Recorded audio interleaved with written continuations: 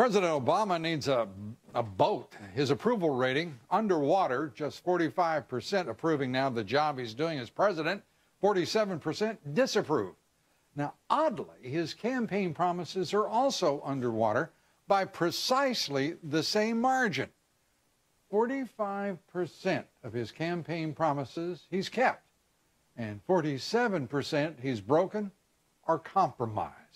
For opponents of the president's agenda, that's a great thing, but it's disastrous when we're talking about all of his broken promises on health care, Obamacare. It's as if Democrats and Republicans are saying it is a train wreck, and that is what they are saying. Mr. Obama promised to cut health care premiums by as much as $2,500 a year for a typical family. But recent studies show that rather than declining, family premiums have risen by $3,000. $3,000, a $5,500 swing. In fact, Forbes magazine today reports Obamacare will actually increase health care costs by roughly $7,500 over the next 8 years for a typical family of four. And that's just one of the reasons that, according to the Real Clear Politics polling average, a majority of 52% of Americans are opposed to Obamacare, compared to 39% who support it. Even after spending $1.8 trillion over the next 10 years, $1.8 trillion, 30 million people will still be uninsured under Obamacare.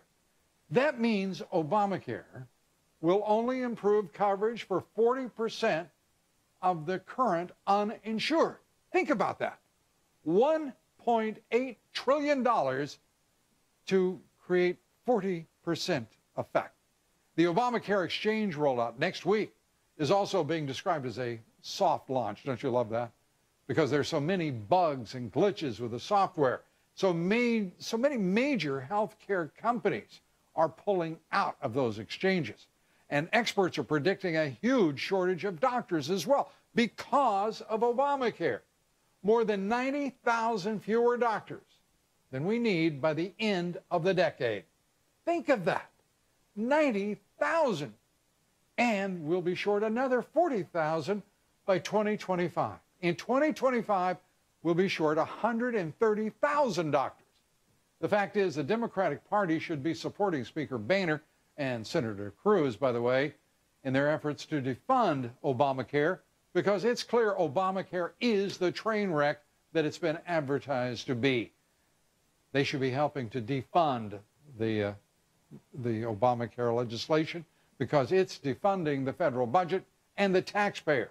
So when Harry Reid says he won't bow to Tea Party anarchists, remember the Democrats are the ones who turned our health care system upside down. The Democrats and this president know all of that, yet they persist.